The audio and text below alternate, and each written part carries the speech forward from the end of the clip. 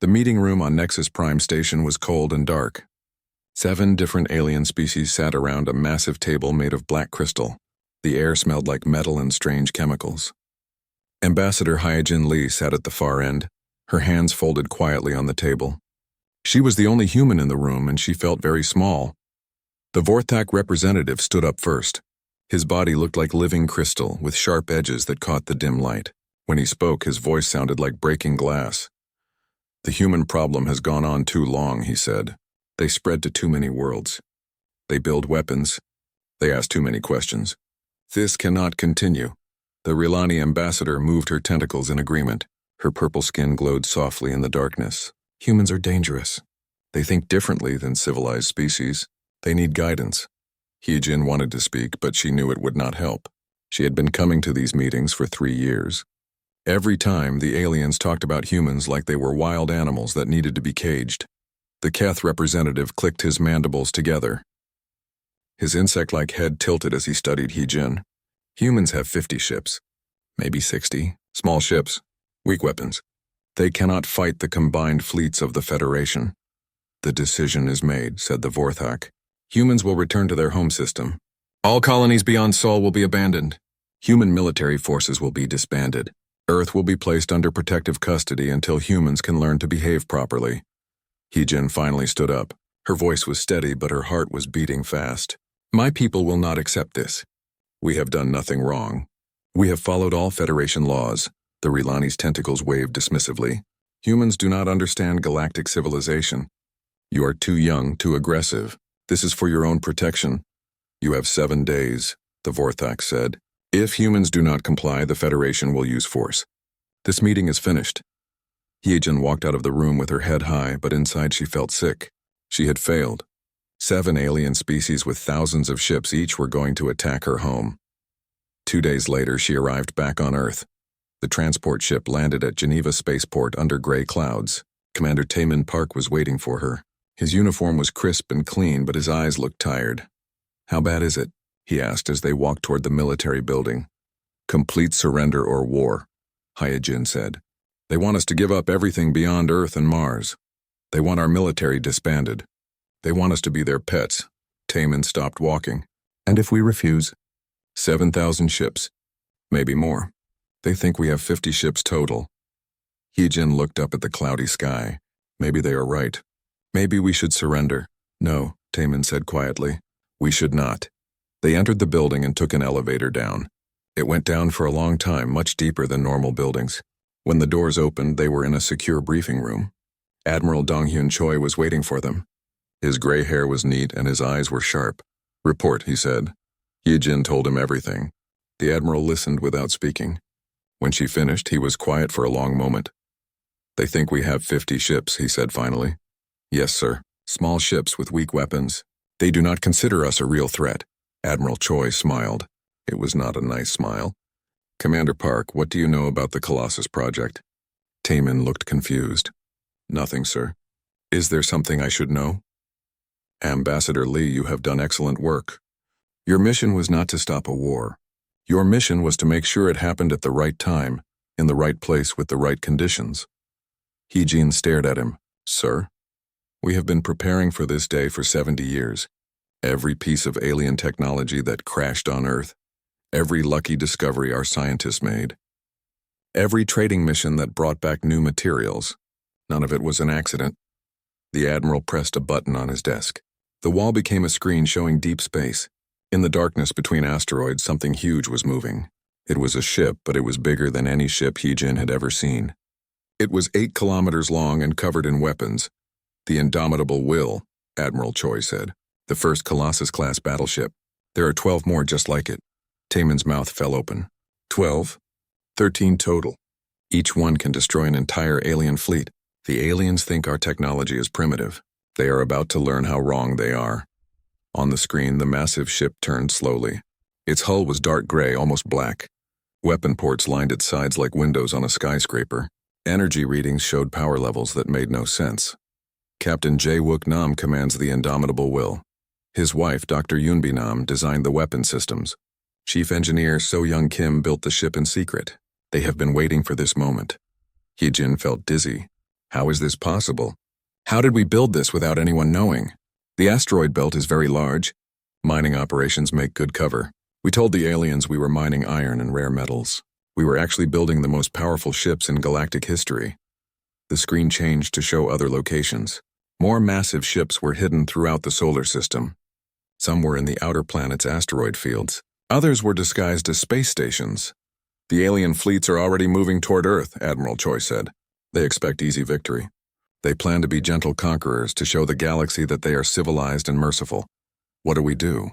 Taman asked. We let them come. We let them get close enough to see Earth. We let them feel confident. Then we show them what humans can really do when we put our minds to it. The Admiral stood up and walked to the window. Outside, normal Earth traffic moved through the sky. Civilian ships, cargo haulers, passenger transports. It looked peaceful and harmless. The aliens made one mistake, he said. They assumed that because we look like a young species, we think like a young species. They assumed that because we have been quiet, we have been lazy. They were wrong on both counts. Hye-jin looked at the screen again. The indomitable will was beautiful and terrifying. Its weapons could probably destroy cities. Maybe entire moons. What happens after we win? She asked. Admiral Choi turned back to them. His expression was serious but not cruel. We teach the galaxy a new lesson. Power without wisdom is tyranny. But wisdom without power is just good advice that nobody follows. For the first time in galactic history, the species with the biggest guns will also be the species that wants peace. The timer on his desk showed 4 days remaining until the alien ultimatum expired. Somewhere in deep space, Captain Jae-wook Nam was preparing his crew for the most important battle in human history. The galaxy was about to change forever. The meeting was over, but the real work was just beginning. The indomitable will sat in the middle of the alien fleet like a wolf among sheep. Admiral Zephon's ships surrounded the human battleship, but none of them dared to move. The 3 cruisers that had been erased from existence were still fresh in everyone's memory. On the bridge of the Crystal Spear, Admiral Zephon tried to understand what was happening. His species had traveled the galaxy for 8,000 years. They had conquered dozens of worlds and absorbed hundreds of lesser species into the Federation. Nothing like this human ship should exist. How did they jump without a gate? Asked his navigation officer. Jump drives need prepared space, calculation time, specific coordinates. They just appeared here instantly. Zephon had no answer. The human ship was using technology that broke every rule of galactic science. But the demonstration was not finished. Captain Jae-wook Nam stood calmly on his bridge, watching the alien ships on the tactical display. They were trying to form a battle formation, but their movements were slow and confused. Lieutenant Commander Hae-won-yoon reported their positions continuously. Alien fleet is attempting to surround us, Captain. Their formation is poor. They are maintaining distance, probably afraid to get closer. Understandable, Captain Nam replied. Dr. Nam, please show our guests what our main battery can accomplish. His wife nodded from the weapons station. Dr. Eun-B Nam had spent 15 years designing the weapon systems on this ship. Every gun was built with one purpose, to make any enemy surrender rather than fight. Selecting targets, she announced. Firing main battery minimum power setting. The indomitable will's primary weapons fired again. This time the energy beams were different. Instead of erasing ships completely, they cut through them like knives through paper. 5 alien battleships were sliced cleanly in half. The cut surfaces glowed red hot, but there were no explosions. The weapons had been so precise that they had not even damaged the ship's power cores. The alien crews in the damaged ships activated emergency systems and abandoned their vessels in escape pods. They were alive, but their ships were completely useless. Surgical precision, Dr. Nam reported. All crew evacuated successfully. No unnecessary casualties. Admiral Zephon received panicked reports from his remaining ships. The humans had just demonstrated that they could destroy his fleet without killing anyone. They were showing mercy, but also showing that mercy was a choice, not a necessity. Sir, what are your orders? Asked his tactical officer. Before Zephon could answer, the human ship moved again. The indomitable will appeared at 6 different locations around the alien fleet simultaneously. Each image was solid and real, not a hologram or illusion. Technician Woo Jin Kang explained to his fellow crew members how it worked. Quantum displacement technology. The ship exists in multiple locations at the same time until we choose which position to make permanent. We can attack from any direction, or from all directions at once. The alien ships tried to retreat, but they found human vessels waiting for them in every direction. The indomitable will had positioned itself to block all escape routes without moving its main hull. The aliens were trapped by technology they could not understand. Communications Officer Boram Lee received a transmission from the alien flagship. Admiral Zephon appeared on the screen. His crystalline features showed stress cracks and his voice sounded different than before. Human vessel, this is Admiral Zephon of the Galactic Federation Fleet. I request immediate negotiations. This conflict is based on misunderstanding. Captain Nam smiled slightly. Record this conversation for transmission to Earth Command and the Galactic Council. Admiral, 1 hour ago you demanded our complete surrender. You brought over 200 ships to force Earth into submission. What has changed? We were incorrectly informed about human capabilities, Zephon admitted. The Federation Council believed your species was too primitive for independent operation. Clearly our intelligence was flawed. Clearly, Engineer So-Young Kim's voice came through the ship's communication system from the engine room. Captain, alien long-range sensors are trying to scan our technology. Should I allow it? Let them scan, Captain Nam decided. But give them the full demonstration first. Tactical, target the uninhabited moon orbiting the fourth planet. Full power, planet-cracking configuration. Dr. Yunbi Nam adjusted her controls. The main weapons array rotated and focused on a small, dead world millions of kilometers away. The energy buildup was visible from both fleets as space itself began to glow around the human ship. Firing planet cracker. A beam of pure energy crossed space faster than light and struck the moon. For a moment, nothing seemed to happen. Then the entire moon cracked along a perfect line from pole to pole. The two halves separated slowly, revealing the molten core inside. The alien fleet watched in absolute silence. They had just witnessed a single ship destroy a world with one shot, not by bombing it or heating it until it melted, but by using so much focused energy that the molecular structure of rock and metal simply came apart. Weapons Officer Min-Ho Park reported calmly, "Planet cracking successful. Moon divided along target trajectory. No debris cloud generated. Surgical precision maintained." Admiral Zephon stared at his sensor readings. The energy required for that attack was more than his entire fleet could generate working together for a full year. The human ship had used it casually, like turning on a light. How? He asked quietly. Captain Nam decided to answer honestly. Admiral, your Federation has existed for thousands of years. In that time, you have become comfortable with your technology. You stopped pushing boundaries because you did not need to. You had no enemies, no challenges, no reason to improve. Humans are different. We improve our technology every year, every month, every day. We never stop asking what if and how can we do better. When we learned about galactic civilization 70 years ago, we did not try to join it. We decided to surpass it. Scout leader Yujin Song reported from her fighter craft. Captain, I'm detecting massive energy signatures throughout the system. Looks like our sister ships are powering up. On every alien sensor screen, new contacts appeared. One by one, 12 more human battleships revealed themselves. They had been hidden throughout the Sol system, waiting for this moment. Each ship was identical to the indomitable will. Each ship carried the same impossible weapons. Admiral Zephon's bridge crew began making sounds of fear. 13 human battleships could destroy every fleet in the galaxy working together. The Federation's entire military force would be helpless against such technology. Admiral, Captain Nam continued, you came here to teach humans about civilization. Instead, you are going to learn about human civilization. We do not conquer worlds because we want slaves. We do not build weapons because we enjoy war. We build overwhelming force to prevent war. Navigation Officer Sun-Mi Park reported the positions of all 13 human battleships. They were now arranged around the alien fleet in a perfect sphere. There was no escape route that did not lead directly toward human weapons. You have a choice, Captain Nam announced to the entire alien fleet. You can return to the Galactic Council and report what you have learned here.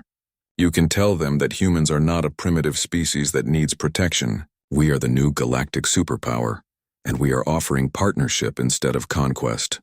Tactical Officer In-Ho Kim added quietly, or you can try to fight 13 ships that can crack planets with single shots. The choice is yours, Admiral. Admiral Zephon looked around his bridge. His officers were waiting for orders, but what orders could he give? Fight impossible odds and watch his entire fleet die? Try to run and be destroyed while retreating? or accept that everything the Federation thought they knew about humans was completely wrong. What are your terms? He asked finally. No terms yet. First, you return to Nexus Prime. You tell the Council exactly what happened here. You show them the recordings of our weapons demonstration. You explain that the age of alien dominance is over. Then we will send our own representative to discuss the future. Ambassador Haijin Lee will arrive on a ship identical to this one. She will park next to your space station so everyone can see the size difference. Then we will talk about how the galaxy should really work. The alien fleet began to withdraw slowly. As they moved away from Earth, each ship's crew stared at the 13 human battleships that had appeared from nowhere. The ships looked like dark metal mountains floating in space, covered in weapons that could destroy planets. Admiral Zephon sent one final transmission as his fleet prepared to jump to hyperspace. Captain Nam, may I ask one question? Yes. How long have you been preparing for this day? Captain Nam looked around his bridge at his crew. These people had worked their entire lives for this moment. Engineer So Young Kim had spent 20 years designing new hull materials. Dr. Yunbi Nam had created weapons that did not exist in any alien database. Thousands of humans had kept the secret and built the impossible. Admiral, humans began preparing for this day the moment we learned we were not alone in the universe. We spent 70 years getting ready to meet our neighbors as equals, not as subjects. Today the galaxy discovered that we succeeded. The alien fleet jumped to hyperspace, carrying news that would change galactic civilization forever. The Galactic Council emergency session had been going for 6 hours. The great chamber on Nexus Prime Station buzzed with angry voices speaking in dozens of different languages. Representatives from 7 major species argued while their advisors ran between tables carrying reports and sensor data. Admiral Zephon stood in the center of the chamber, his crystalline body reflecting the harsh lights. He had just finished showing the recordings of the human fleet demonstration. The cracked moon still glowed on the main display screen. Split perfectly in half by weapons that should not exist. Impossible, declared the Keth representative, his insect-like head turning toward each speaker. Our scientists have reviewed the energy readings. No known technology can generate such power output. The recordings must be false. My ships detected the same readings. Admiral Zephon replied tiredly. 3 of my cruisers were completely destroyed. 5 more were cut in half with surgical precision. The humans demonstrated faster than light jumping without jump gates. They showed planet-cracking capability. None of this is false. The Rilani ambassador's tentacles moved in agitation. Even if these recordings are accurate, one fleet cannot challenge the combined forces of the Federation. We have over 10,000 ships across all member worlds. They have 13 ships, Admiral Zephon said quietly. Each one demonstrated the ability to destroy my entire fleet working alone. 13 ships, each capable of cracking planets with single shots. The chamber fell silent. In the mathematics of space warfare, 13 ships that could destroy planets meant 13 ships that could end civilizations. The Galactic Federation's numerical advantage meant nothing against that level of technological superiority. Outside the station, space filled with a familiar energy signature. The same readings that had appeared before the human fleet demonstration were building again. This time they were much closer. Station sensors detected a massive object approaching at high speed. Emergency alarms began sounding throughout Nexus Prime. The object was not slowing down. On the observation deck, Ambassador Haijin Lee stood watching through the transparent aluminum windows. She wore her formal diplomatic uniform and carried a briefcase containing documents that would reshape galactic law. Behind her, the indomitable Will slowly approached the station. The human battleship dwarfed Nexus Prime completely.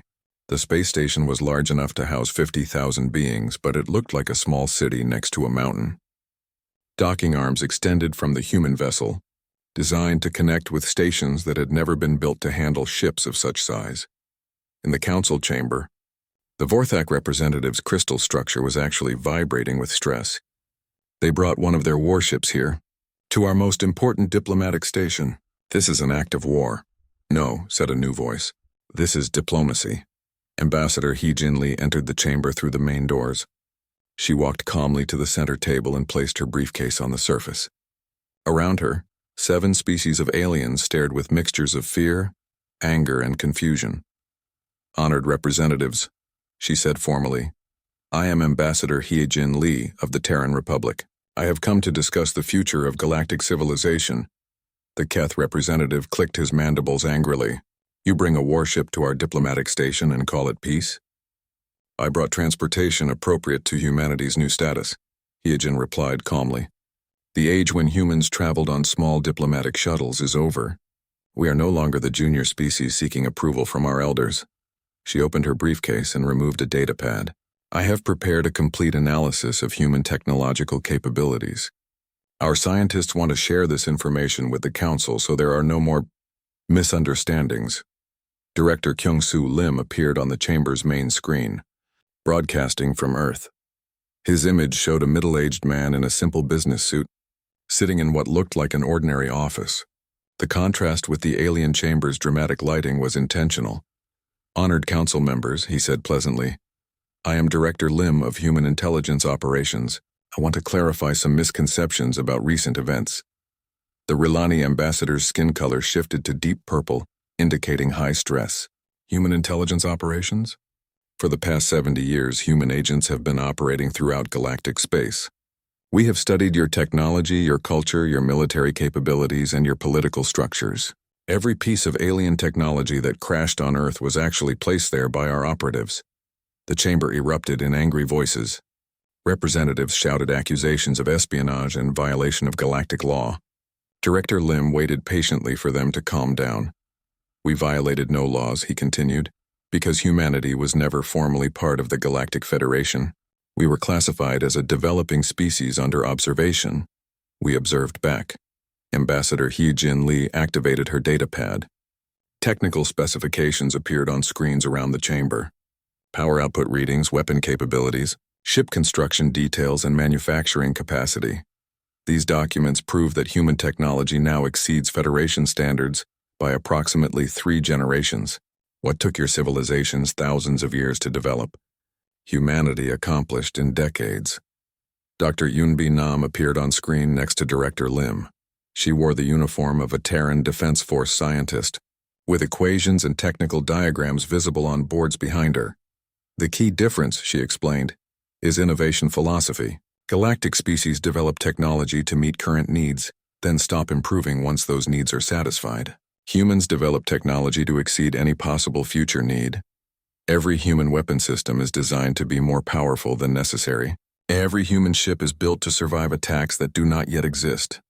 Every human defense is created to stop weapons that have never been built.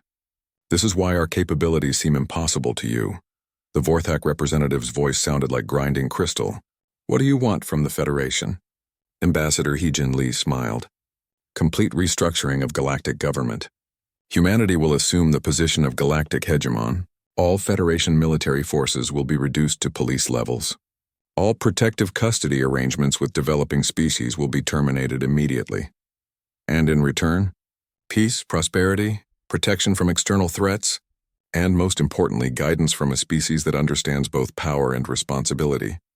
Chief of Staff Yona Shin appeared on the communication screen. She wore the uniform of the Terran Republic's highest diplomatic service. Her expression was serious but not threatening. The Federation has operated under the assumption that might makes right. The strongest species make the rules, and weaker species obey or face conquest. This system has created a galaxy where progress comes through domination. Humanity offers a different model. We will be the strongest species, but we will use that strength to protect the weak instead of controlling them. We will encourage technological and cultural development instead of limiting it. The chamber fell silent again. Around the table, alien representatives processed what they were hearing. Humanity was not just claiming military superiority. They were claiming moral superiority as well. Admiral Zephon spoke quietly. And if we refuse? Captain Jae Wook Nam's voice came through the chamber's communication system. Then you will be making a choice to test whether 13 planet-cracking battleships can defeat 10,000 conventional warships. We believe the mathematics favor our position. However, Ambassador Hyojin Lee added quickly, we hope such a test will be unnecessary. Humanity prefers to demonstrate strength through protection rather than destruction. The Keth representative studied the technical data on his screen. These weapon specifications, they could destroy entire star systems. Yes, Dr. Yunbi Nam confirmed. But they are designed for precision, not devastation. Every human weapon can be calibrated from non-lethal to planet cracking. We can disable a single ship or split a moon depending on what the situation requires. Why? Asked the Rilani ambassador. Why build such powerful weapons if you do not intend conquest? Captain Nam answered from his ship. Because we learned from galactic history. Every species that achieved military dominance used it to expand territory and control resources. This created endless cycles of war and rebellion. Humans are ending those cycles. We will be strong enough that no one can challenge us, but gentle enough that no one will want to. This is the only way to achieve permanent galactic peace. The vote was unanimous. 7 species, faced with the choice between negotiation and extinction, chose to negotiate. The Federation would be restructured under human leadership. The galaxy had a new hegemon, one that promised to rule through strength and wisdom instead of fear and greed. As the council session ended, Ambassador Hyejin Lee walked back to her ship. Through the station windows, she could see other human battleships arriving throughout the system. The transition of power would be peaceful, but it would also be complete. The galaxy had spent thousands of years wondering what would happen when a truly superior species emerged. Now they had their answer. The species with the biggest guns also had the biggest hearts, and that combination was about to change everything. 6 months after the Battle of Sol, the galaxy looked completely different. Trade routes that had been dangerous for centuries were now protected by human patrol ships. Pirates who had terrorized merchant vessels for generations surrendered rather than face weapons that could erase them from existence. Admiral J. Wook Nam stood on the bridge of his flagship, watching the weekly convoy pass through the Rigel system. 50 cargo ships from 12 different species moved safely through space that had once been a war zone. Human destroyers escorted them, but the destroyers had not fired their weapons in 4 months. His wife, Dr. Yunbi Nam, worked at a research station nearby. She was no longer designing weapons for human ships. Instead, she led a joint scientific project with researchers from every galactic species. They were developing new medical technology, faster communication systems, and more efficient farming methods. The galaxy is learning to trust us, she reported during their daily conversation. The Vorthak Council sent another request for collaboration on crystal growing technology. The Keth want to share their manufacturing techniques. Even the Rilani are offering cultural exchange programs. Admiral Nam smiled. Trust is good, but vigilance is better. How is the deep space monitoring program? All sensors show normal activity. No unknown contacts, no unusual energy signatures. The galaxy seems to be at peace, but peace, as humans had learned throughout their history, was often temporary. Lieutenant Commander Haewon Yoon was working late in the Tactical Analysis Center when she noticed something unusual in the sensor data. Deep space monitoring stations had detected energy readings from beyond the galactic rim. Not the energy of stars or natural phenomena, but the organized patterns that meant technology. Captain, she called to the duty officer, I think you need to see this. Captain Taemin Park, who had been promoted after his excellent work during the transition period, studied the data carefully. The readings showed massive objects moving through empty space between galaxies, objects that were accelerating toward the Milky Way. How many contacts? He asked. Current estimate is over 3,000. They're still too far away for detailed analysis, but the energy signatures suggest very large vessels. Larger than our Colossus-Class ships? Much larger. Within an hour, the report reached Admiral Nam on his flagship. Within 2 hours, it was transmitted to Earth, to the Galactic Assembly, and to every major military commander in human space. Within 4 hours, emergency meetings were being held on dozens of worlds. The Galactic Assembly met in emergency session on the new capital world, Terra Nova. The chamber was designed differently than the old Federation Council room. Instead of species sitting separately, representatives from all worlds sat together in mixed groups. Humans sat next to Vorthak, who sat next to Rilani, who sat next to Kith. Ambassador Hyejin Lee called the session to order. As the elected speaker of the assembly, she had become the most powerful diplomat in galactic history. But today she looked worried. We have confirmed contact with an unknown fleet approaching from extragalactic space, she announced. The fleet appears to be larger than any military force in recorded galactic history. Admiral Zephon, who now served as military advisor to the assembly, stood to present the tactical analysis. The former enemy had become one of humanity's most valuable allies once he understood their true intentions. Preliminary estimates suggest over 3,000 vessels, each larger than human Colossus-Class battleships. They are approaching at significant sublight speed and should arrive at the galactic rim within 2 months. The chamber filled with worried voices. Representatives from smaller worlds looked terrified. Even the major species seemed shaken by the news. "What are their intentions?" asked the Keth representative. "Unknown," Admiral Zephan replied. "They have not responded to any communication attempts. Their approach pattern suggests military formation rather than peaceful exploration." Ambassador He-Jin Lee raised her hand for silence. "I have been in contact with Admiral Nam and the Terran Defense Command. Humanity is prepared to defend the galaxy against this threat." "How?" demanded the Rilani representative. 3,000 ships larger than yours? Even human technology has limits," Ambassador Lee smiled. It was the same smile Admiral Choi had worn 6 months earlier, when he revealed the Colossus project. The Colossus-class battleships were never humanity's most advanced technology. They were simply the most advanced technology we were willing to reveal. Engineer So-Young Kim and her teams have been working on something much more impressive. The main display screen activated, showing a construction facility in deep space. The structure was enormous, larger than most space stations, and inside it, something was taking shape that dwarfed even the human battleships. Chief Engineer So-Young Kim appeared on the communication system, broadcasting from the construction site.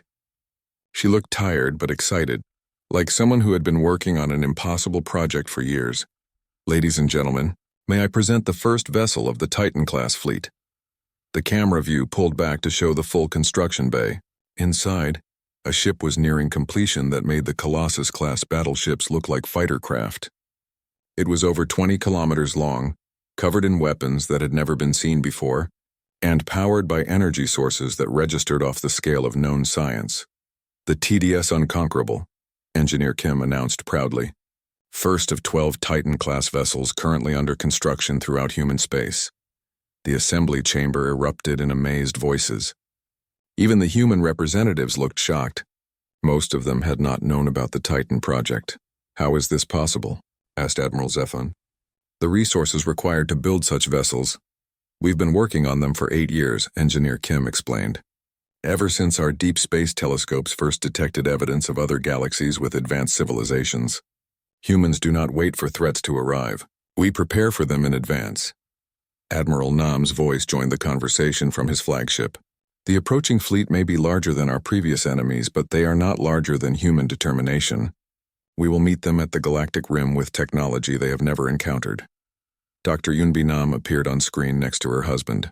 "The Titan-class ships carry weapons that make planet crackers look like small arms. We can destroy stars if necessary. More importantly, we can do it with precision, without harming inhabited worlds." Director Kyung-Soo Lim added his own report from Earth.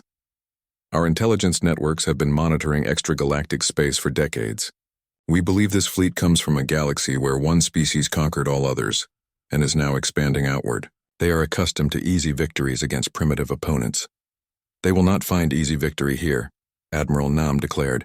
"The galaxy now has guardians who understand that freedom is worth fighting for." The emergency session continued for hours, but the conclusion was never in doubt. The galaxy would unite under human leadership to face the external threat. Ships from every species would join the defense fleet, but the heavy fighting would be done by vessels that the galaxy was only now learning existed. 2 weeks later, the first Titan-class battleship completed its trials and joined the fleet. The Unconquerable was a mountain of metal and energy that could crack moons with its secondary weapons. Its main battery could destabilize stars. Its defenses could absorb the combined firepower of entire fleets without taking damage. As the unknown armada approached the galaxy's edge, 12 human Titan-class ships moved to intercept them. Behind the Titans came 50 Colossus-class battleships and 500 smaller human vessels. Behind them came the combined fleets of every galactic species, ready to fight for their homes and their freedom. Scout leader Yu-Jin Song, now promoted to wing commander, led the reconnaissance flights that would make first contact with the invaders. Her small, fast ships would gather intelligence while the big guns prepared for battle. Weapons Officer Min-Ho Park commanded the point defense systems on the Unconquerable. His job was to protect the Titan-class ships from fighter attack while they engaged the enemy capital ships. Technician Wu Jin Kang operated the most advanced artificial intelligence system ever built. The Titan-class ship computers could process information faster than entire planetary networks and coordinate attacks across impossible distances. Communications Officer Bo Ram Lee prepared to broadcast humanity's response to the approaching threat. The message would be simple: surrender or face destruction by weapons beyond your comprehension. As the unknown fleet reached the galaxy's outer edge, long-range sensors finally got clear readings on their ships. They were massive and heavily armed, designed for conquest and intimidation. They looked like vessels built by a species that had never faced serious opposition.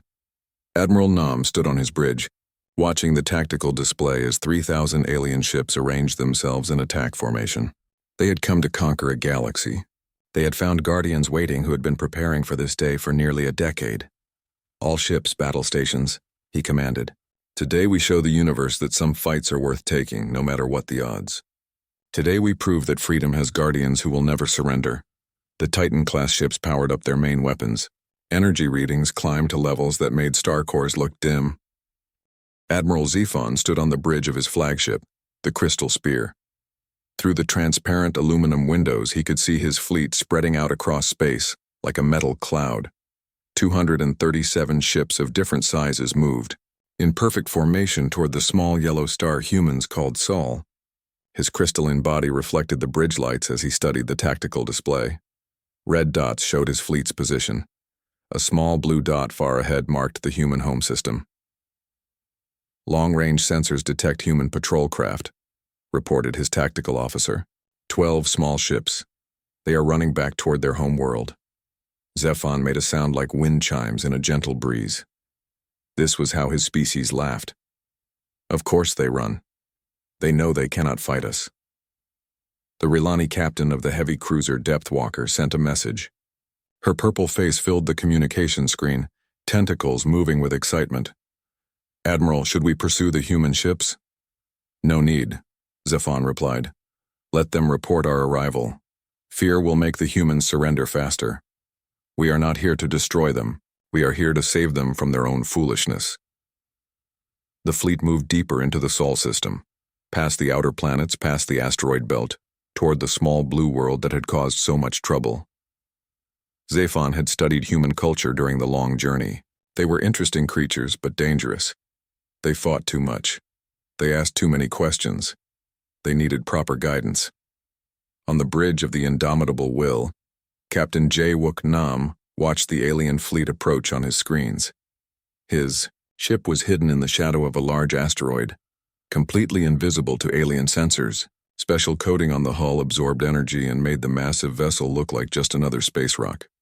Status report, he said calmly. Lieutenant Commander Hae-won Yoon stood at the tactical station. All weapon systems ready, Captain. Power at maximum. Crew at battle stations. Engineering?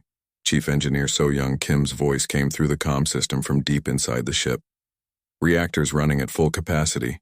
Jump drive charged and ready. All systems show green. Captain Nam nodded. His wife, Dr. Yoon-bi Nam, sat at the weapons control station. She had designed every gun, every missile, every energy beam on the ship. No one knew the weapons better than she did. Alien fleet will reach optimal range in 20 minutes, she reported. All targeting systems are locked on their command ship.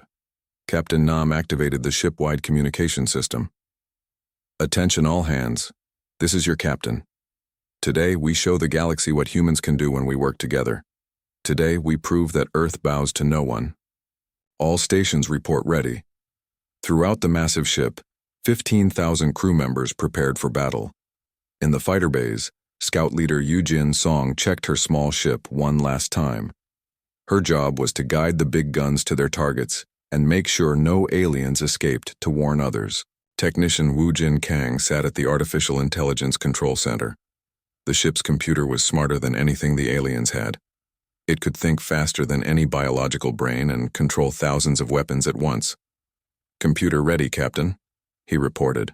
AI targeting solutions calculated for all enemy ships. Weapons Officer Min-ho Park stood ready at the point defense controls. His job was to stop alien missiles and fighter craft before they could reach the indomitable will. Arrays of small guns covered the ship like thorns on a rose. Point defense systems active, sir. Nothing will get through. Admiral Zephon's fleet reached the inner system. Earth hung before them like a blue jewel against black space. The Admiral felt satisfied. Soon this world would be under Federation protection. Its dangerous inhabitants would be taught proper civilization. Send the surrender demand, he ordered. Tell the humans they have 1 hour to respond. The message broadcast toward Earth on all frequencies. Admiral Zephon expected immediate surrender. Instead, something else happened. From the asteroid belt, an energy signature appeared on his sensors. At first, it looked like a mining ship or space station powering up. The Admiral ignored it. Human industrial operations were not important right now. But the signature kept growing stronger. Much stronger. "Sir," called his sensor operator. "Unknown contact approaching from the asteroids. Energy readings are unusual." "Show me."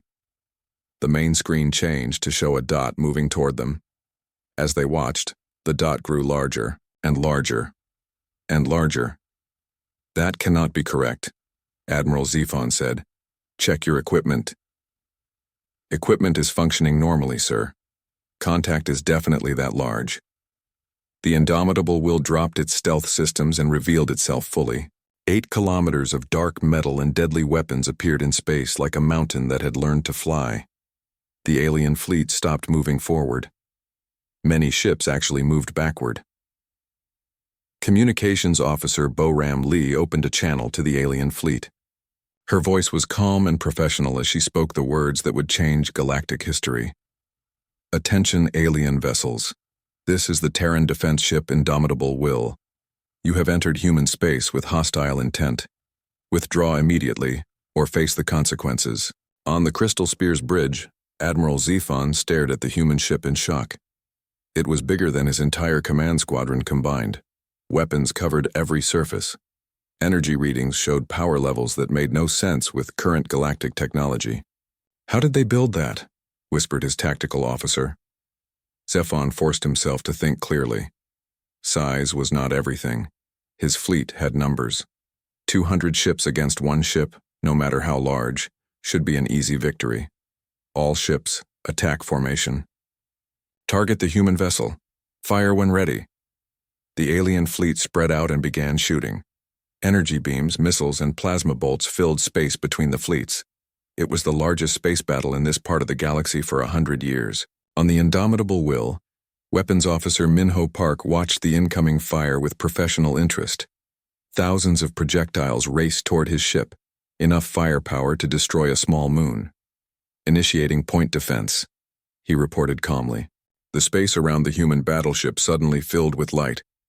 Hundreds of small turrets fired continuously, creating a wall of energy that destroyed every incoming missile and energy bolt.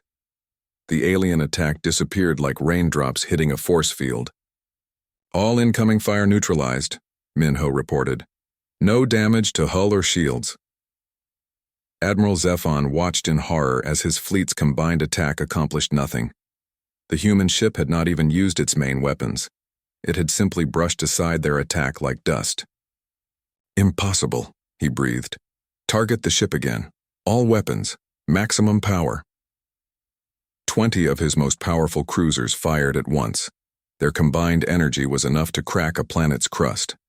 The beams struck the human ship and simply disappeared into its shields without causing any visible effect. Captain Nam looked at his wife. Dr. Yunbi Nam nodded and placed her hand on the weapons control. "Return fire," Captain Nam ordered quietly. "Show them what human engineering can accomplish." The Indomitable Will's main guns fired for the first time in combat. The sound traveled through the ship's hull like thunder. Energy beams brighter than stars reached across space and touched the alien ships. 3 alien cruisers simply ceased to exist. They did not explode or burn. They were there one moment and gone the next, transformed into their basic atoms and scattered to space. The alien fleet stopped shooting. Every ship went silent. On 200 bridges, alien commanders stared at empty space where their comrades had been just seconds before. Admiral Zephon's crystalline body cracked slightly from stress. His species had fought wars for thousands of years, but he had never seen weapons that could simply erase ships from existence. "Sir," his communications officer said in a shaking voice, "the humans are sending another message." Captain Nam's face appeared on screens throughout the alien fleet. He looked calm and confident, like a teacher about to give an important lesson. "Admiral Zephon, you came here to conquer Earth. You brought 200 ships because you thought humans were weak and primitive. You were wrong. This is your only warning. Leave now, or learn what human technology can really do." The alien fleet began to retreat, but they moved too slowly. The indomitable will demonstrated its next capability. The massive ship simply vanished from where it was, and appeared instantly in the middle of the alien formation. It had jumped through space without using any jump gate or known technology. It had moved 8 kilometers of metal and weapons across millions of kilometers in 0 time. The aliens realized they were not fighting a primitive species. They were fighting something far beyond their understanding. The galaxy was about to learn a very expensive lesson about underestimating humans.